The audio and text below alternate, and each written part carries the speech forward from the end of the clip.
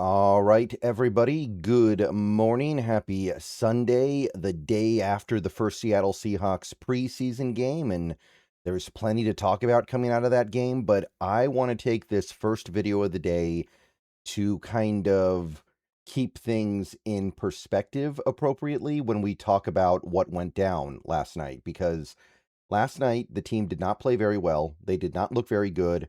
And of course, they lost. Now, it doesn't matter that they lost because it's a preseason game. In theory, however, it could matter that they didn't look very good. And it's the first preseason game, so some of the things that didn't look very good are kind of expected. But there are some things that happened out there that I think were maybe a little bit sobering. And I want to talk about that a little bit. I want to kind of differentiate between the stuff that matters and the stuff that doesn't. This video is sponsored by Prize Picks. So before we get into any other topics today, which we will, I assure you that we'll have plenty to say about what Pro Football Focus has to say, and we'll look at snap counts and do all that usual stuff over the next several days. But when you're thinking about this game, I want to be clear about some stuff. Most of the things we saw that we didn't like, and there was quite a bit of it, most of it did not matter. And the reason why I say that is when you're thinking about this game, you're thinking about both of our quarterbacks that played looked mediocre. They had good plays, they had bad plays. Overall, it was like, it was okay. But they're both backups. And realistically, we, like most other teams in the NFL, are dependent on our starting quarterback playing. And like most teams in the NFL, if our starting quarterback goes down, then it is somewhat unlikely we'll be able to achieve our goals this year. Or if the starting quarterback turns into a pumpkin and can't play anymore. So, yeah, I wish Locke and Milroe had played a little bit better, but in terms of impacting this particular Seahawks team, the 2026 Seattle Seahawks, I can't say it really matters that much. Same for the offensive line. The offensive line, for the most part, looked pretty bad yesterday, but most of the badness came from players that are not going to make this team anyway. Logan Brown was probably not making the team anyway, and he almost certainly isn't now. And you've also got Bobby Hart, who was a long shot to make the team even back when we signed him. So those guys do, not really worried about it. Now, if you want to argue that Bo Stevens didn't play a very good game, which some people did, okay, but he's a rookie. Shouldn't be expecting much from him in a rookie season anyway. The players that actually did play fairly well on the offensive line yesterday, guys like Josh Jones, Olu Oluwatimi, and Mason Richmond, those are the guys who might actually matter a little bit this year because those guys are going to be backups. But these guys that actually really got beat badly yesterday, again, Logan Brown, chief among them, Bobby Hart, they were long shots to make this roster anyway, so that stuff doesn't matter. Did we get a little bit beat up in the secondary at corner yesterday? Yeah, but it was mostly Shamar Jean-Charles. Jean-Charles, very unlikely to make the team anyway, and he's not an important part of this 2026 Seahawks team. The defensive interior was getting run over by Dallas's run game. But we didn't have any of our top three guys out there. The only guy that we had out there on the interior that mattered was Riley Mills. And he's not really a run stopper anyway.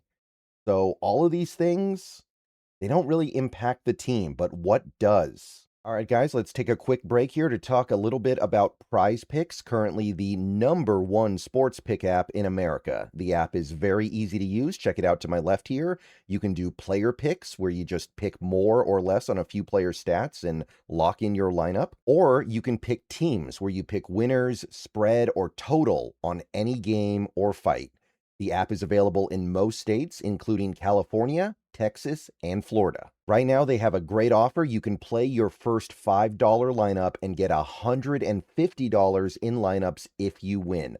All you have to do is use code HMA when you sign up. It's a brand new offer.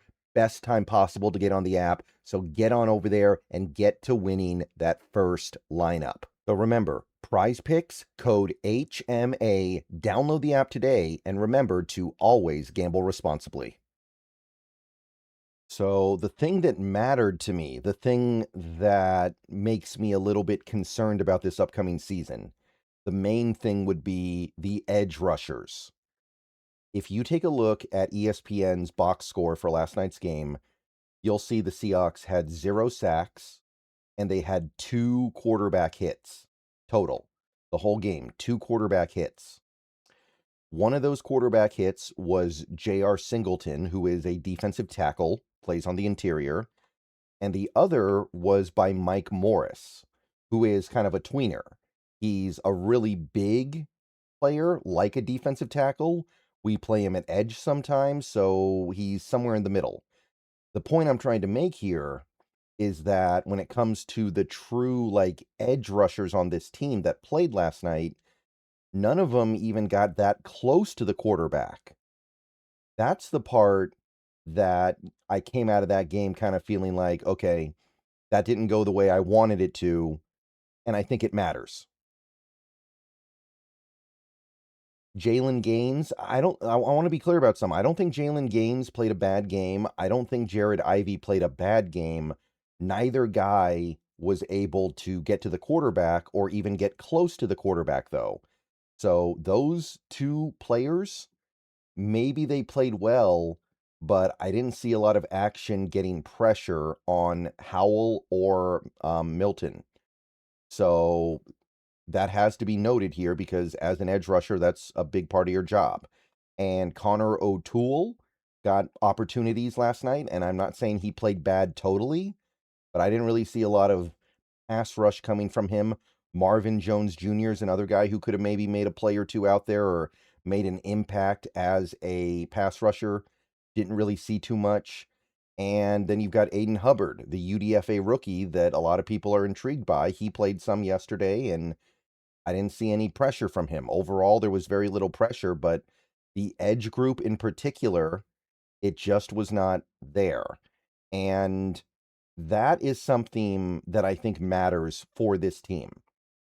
And the reason why I say that is because this Seahawks team is not driven by star power at the edge, especially with DeMarcus Lawrence being another year older.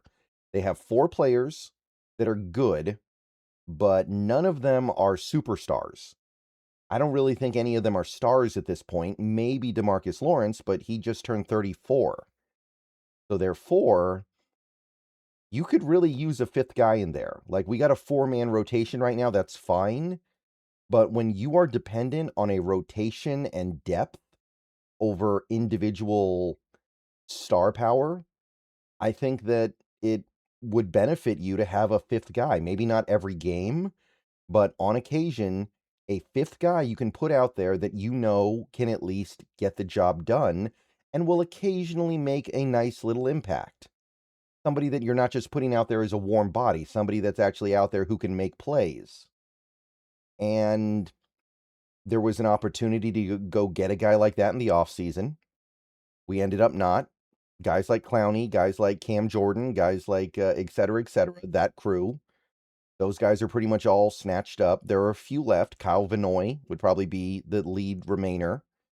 However, as of right now, the Seahawks don't look like they're going to get one of those guys. So the hope was somebody from that group that I just mentioned, Ivy, Gaines, Jones, Hubbard, and O'Toole, you would hope that somebody from that group would emerge a little bit. And so far in camp, I've heard some positive, some negative, but just based off this one game, that's the one thing that I come away from kind of feeling like, oh, that's disappointing. It doesn't look like any of those guys are going to step up this year, and I was hoping they would. So, yes, that would be the one of the things from yesterday's game that I think matters a little bit. Doesn't matter a lot. We're talking about a 5th edge here, but I think this team could have benefited from having a 5th edge that can play some, because nobody on this team at edge, in my estimation, should be playing a ridiculous number of snaps, and nobody on this team, in my estimation, should be counted on to just single-handedly dominate his way into the backfield and give us a ton of production. So therefore, that fifth guy would have been nice. And we got 2 games left.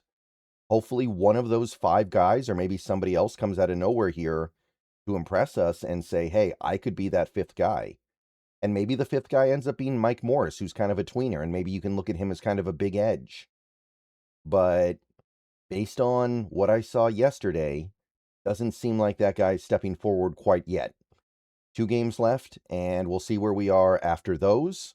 But that would be, I would say, the main thing that was a disappointment yesterday. Now, Fleury, there was some good and some bad there, and of course that matters. But I think that there should be some understanding, some expectation of mixed results in his first ever game play calling. So I'm not going to get into that. To me, Fleury, really good first drive, cool stuff with the tight ends and fullbacks. Some of the red zone stuff was weak. That I'm not going to make, I'm not going to put a spotlight on that. I need to see a few more games before I even think about doing that. But if you're somebody like a Jared Ivey, you've been in the league a little bit here, and now would be the time for you to start showing that you can be more than just a bench guy. And we got 2 games left in the preseason to see if that happens. All right, I'll see you guys later. Go Hawks. More videos coming soon, but let me know what you guys think. And if you did not catch my post-game video because it was late last night when I put it up, go check it out, and go Hawks.